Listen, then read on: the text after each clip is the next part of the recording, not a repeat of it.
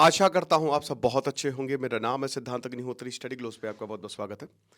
तो बात करेंगे दोस्तों, देखिए भारत में H1B visa, immigration, Donald Trump आएंगे तो अंगना सजाएंगे, तो इन सब की हम बात बहुत बार कर चुके हैं। लेकिन आज हम एक दूसरे पर्सपेक्टिव की बात करेंगे। टाइम्स ऑफ इंडिया का एक अच्छा एडिटोरियल है और हमारा कोर्स, शानदार कोर्स जितने भी हैं उस पर सेल है, 35% ऑफ है। आप रेजोल्यूशन कूपन कोड यूज़ करिए, इस साल अपना बेहतर बने। हमारे कोर्सेज के साथ चाणक्य नीति की क्लास ऑलरेडी चल रही है। कल लास्ट डे है, परसों लास्ट डे, इनफैक्ट 1 तारीख को। तो सबसे पहली बात तो ये है कि शुरुआत करेंगे कि भाई आखिरकार प्रॉब्लम क्या है।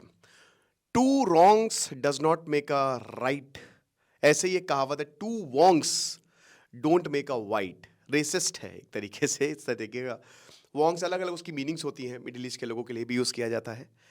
तो भाई आप सफ़ेद नहीं बन सकते। वाइट मैन्स बर्डन, एक तरीके से गोरे लोगों की प्रॉब्लम, जेनोफोबिया बढ़ता जा रहा है। जेनोफोबिया क्या? फॉरेन कल्चर, फॉरेन लोगों से नफरत, है ना, एक तरीके से डर, उनसे डर। भाई नफरत मतलब फोबिया मतलब डर होता है। तो फॉरेनर्स आ गए, डर है भाई हमारा सब कुछ हड़प लेंगे। ये अमेरिका में आज कहीं ना कहीं देखने को मिल रहा है। मॉडर्न अमेरिका में ये देखने को मिल रहा है। लॉरा लूमर और ऐसे बहुत सारे लोग हैं जो सीधा सीधा इमाइग्रेंट्स को टारगेट कर रहे हैं। अरे दूर क्यों जाना, डोनाल्ड ट्रंप भी टारगेट कर रहे हैं भारत से। भारत अपनी खैर मनाए कि भारत से बहुत अच्छे रिश्ते हैं, लेकिन ये साफ साफ डिस्क्रिमिनेशन देखने को मिल रहा है। नेटिविज्म कि भाई नेटिव। अब देखिए अमेरिका जब नेटिव्स की बात करता है तो आप हंसिए थोड़ा। अमेरिका को बनाया किसने? अमेरिका किसका है? अमेरिका नेटिव्स का है, ठीक है ना। वहां पे जो आदिवासी हैं, अमेरिका उनका है। अमेरिका ने अनइक्वल ट्रीटी साइन कर करके सबको भगा दिया। अमेरिका का क्या इतिहास है? वो अभी नया भाई 400-500 साल पुराना तो वो मुल्क है। क्रिस्टोफर कोलंबस ने खोजा 16वीं सेंचुरी में। उसके बाद फिर हम देखते हैं ब्रिटिशर चले गए, यूरोपियंस वहां पे 13 कॉलोनीज बनाई 1634 के आसपास। फिर हम देखते हैं कि वो 13 कॉलोनीज में बहुत सारे टैक्सेस हो गए, वहां पे ही लोगों ने विद्रोह कर दिया, जो यूरोपियंस ही थे, जो ब्रिटिशर थे। और 1776 में अमेरिकन वॉर ऑफ इंडिपेंडेंस शुरू होती है, ठीक है ना। 1785 आते आते अमेरिका को आजादी मिल गई। 1790 में उनका कानून बन गया। तो बहुत पुराना देश नहीं है। उसके बाद अमेरिका ने क्या किया? उसके बाद अमेरिका ने पता क्या किया? उसके बाद अमेरिका ने जो यहाँ के नेटिव्स थे, ठीक है ना, जो यहाँ के मूल निवासी थे, उन सबको जान से मार दिया। ऑस्ट्रेलिया में भी यही किया, ऑस्ट्रेलियन जेनोसाइड। ऑस्ट्रेलिया में किसको भेजा था? जो क्रिमिनल्स थे उनको भेजा था ऑस्ट्रेलिया में, और यहाँ के नेटिव्स को मार दिया, खत्म कर दिया, उनकी जमीनें छीन ली। तो आखिरकार अमेरिका को बनाया किसने? अमेरिका को इमाइग्रेंट्स ने बनाया है। और आज भी अमेरिका को किसने बनाया? इंडियंस काम कर रहे हैं वहां पे जाके। आज इंडिया की वजह से अमेरिका है। बहुत ज़्यादा बंगलुरु बंगलुरु डिबेट होती है। बैंगलोर एक बहुत ही शानदार शहर है। मुझे लगता है कि हर किसी को लैंग्वेज सीखनी चाहिए, लेकिन कई बार वहां पे कन्नड़ कन्नड़ की बात होती है। भाई हमको ये नहीं भूलना चाहिए कि वही कि नॉर्थ इंडियंस वहां पे बहुत मेहनत करते हैं। आज बैंगलोर बहुत हद तक नॉर्थ इंडियंस की वजह से है, नो डाउट। कन्नड़ भी बहुत मेहनत, वहां के लोग भी बहुत ज़्यादा कन्नड़िगास। और मेरा वन ऑफ द फेवरेट शहर है बैंगलोर। हालांकि बहुत ज़्यादा ट्रैफिक है, लेकिन नॉर्थ इंडियंस ने बहुत मेहनत की है वहाँ पे। जो भी लोग वहाँ पे जाते हैं, काम करते हैं, कंपनीज बनाई हैं उन्होंने, लगातार काम कर करके ये किया है, ठीक है ना। तो वही बता रहे ना कि अमेरिका में भी बहुत ज़्यादा मेहनत की गई है यहाँ पे।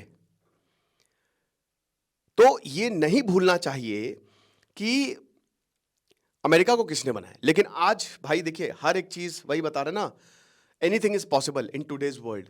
डोनाल्ड ट्रंप को जीतना है तो मेक अमेरिका ग्रेट अगेन, और इस पे वो जीत भी गए। लेकिन जो अमेरिकन सोसाइटी में नफरत है वो कैसे है? अब देखिए भारत को भी अपने गिरेबान में झांकना चाहिए। देखिए वही बता रहे ना, अब जैसे आप, मैंने देखा कर्नाटक में एक आदमी बोल रहा है कि बहस कर रहा है कि आप यहाँ रहते तो कन्नड़ आनी चाहिए। भाई देखिए बिल्कुल सही बात है, आनी चाहिए, लैंग्वेजेस आनी चाहिए, लेकिन आप किसी के ऊपर थोप नहीं सकते।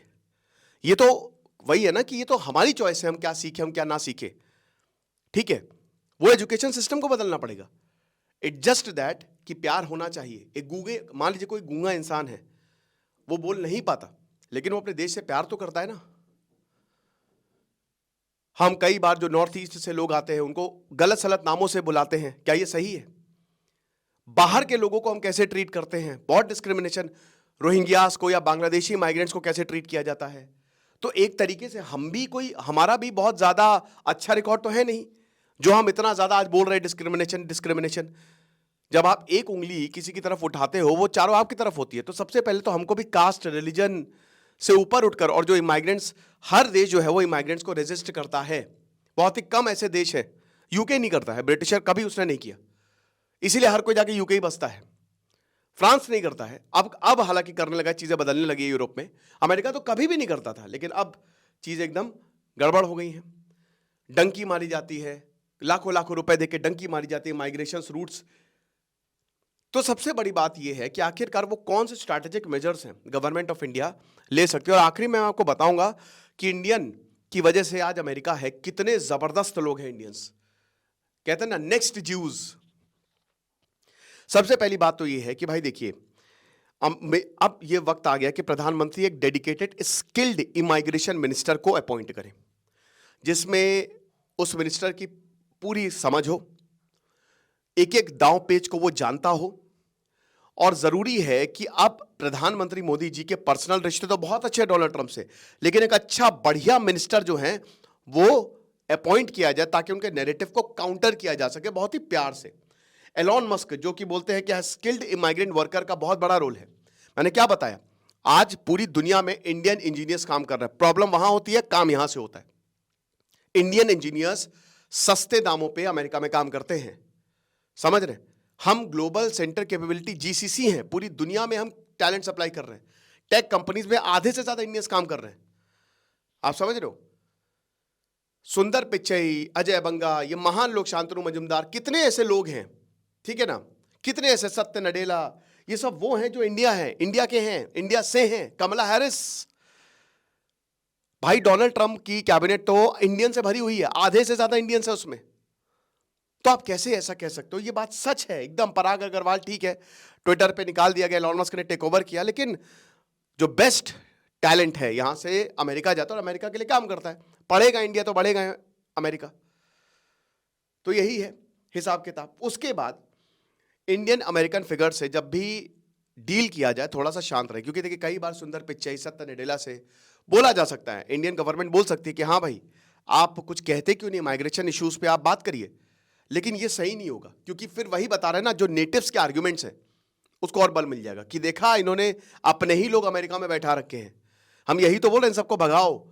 तो ये शायद सही नहीं रहेगा, क्योंकि ये वही बता रहे हैं ना, आर्ग्यूमेंट्स बढ़ जाएगा। तो अब क्या किया जाए भाई, skill based immigration proposal India दे सकती है।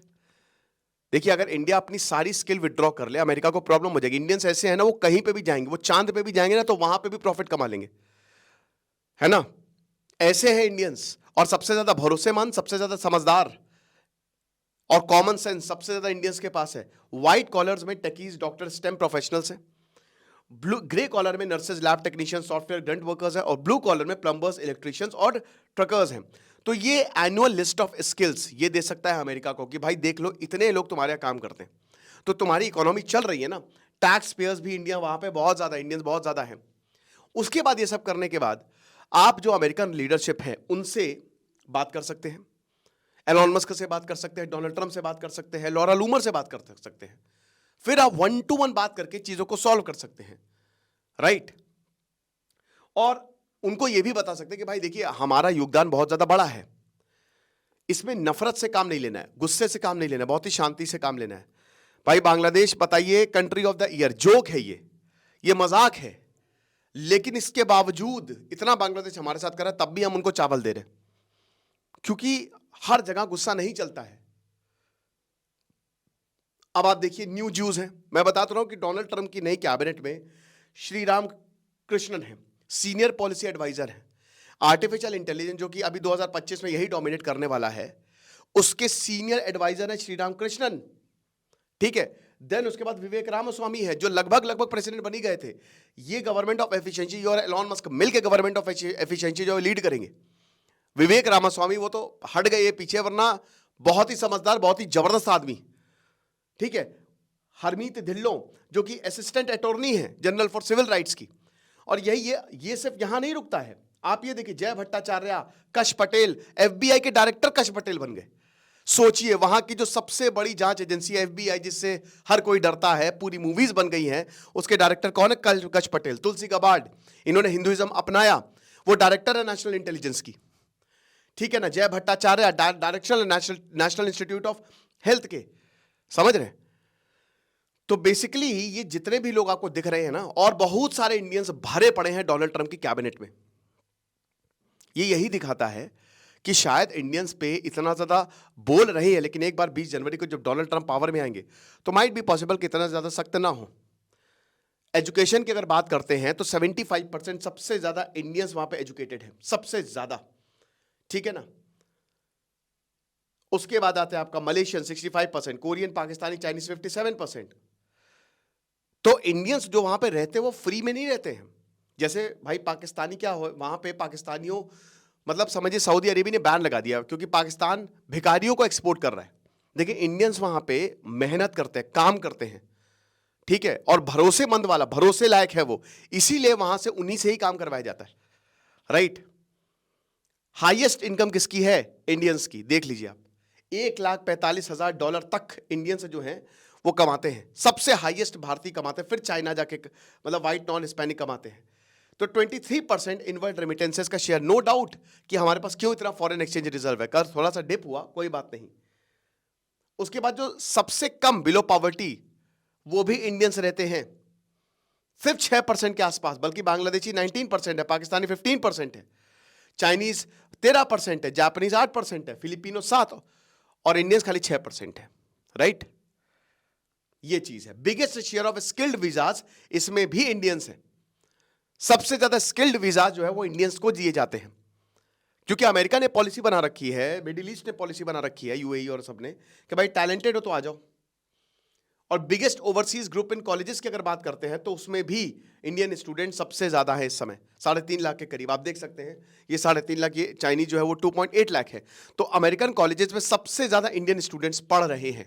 तो इसीलिए ये ब्राइट लोग हैं, ये वो टैलेंटेड लोग हैं जो अमेरिका को आगे बढ़ा रहे हैं। Largest group of overseas startup founders कहां पे? इंडियंस है सबसे ज्यादा। सुंदर पिच्चई, सत्य नडेला, शांतनु नारायण, अरविंद कृष्णा, नील मोहन, निकेश अरोड़ा, थॉमस कुरियन, ये जितने भी आपको देख रहे हैं, सुंदर पिच्चई गूगल के अल्फाबेट जो पेरेंट कंपनी है उसके CEO, Satya Nadella Microsoft, Shantanu Narayen Adobe के सीईओ, मजुमदार मैंने बोल दिया था sorry, Arvind Krishna CEO of IBM, Neel Mohan CEO, YouTube के नए नील मोहन बन गए हैं, Nikesh Arora CEO Palo Alto, then Thomas Kurian CEO Google Cloud. तो वही बता रहे हैं ना कि सब जगह इंडियंस बाजी मार रहे हैं, तो क्या ये भारत नहीं बता सकता? और ये पैसा दे रहे हैं, ये वहां की पॉलिटिक्स को कंट्रोल कर रहे हैं। यकीनन इंडियंस खतरे में है, लेकिन on the other hand Indians वहां पे, और इंडियंस पूरी दुनिया में, अफ्रीका में भी अगर आप जाओगे ना तो सब इंडियंस के बिजनेस है, बड़े बड़े बड़े रेस्टोरेंट चेन सब इंडियंस ने खोल रखी है। ये है सॉफ्ट पावर हमारी। तो ये बताया जा सकता है, ये कर सकता है भारत। आपको क्या लगता है मुझे कमेंट बॉक्स में बताइएगा। कोर्स को अवेल करें, आपको बहुत ज्यादा फायदा होगा। Thank you so much.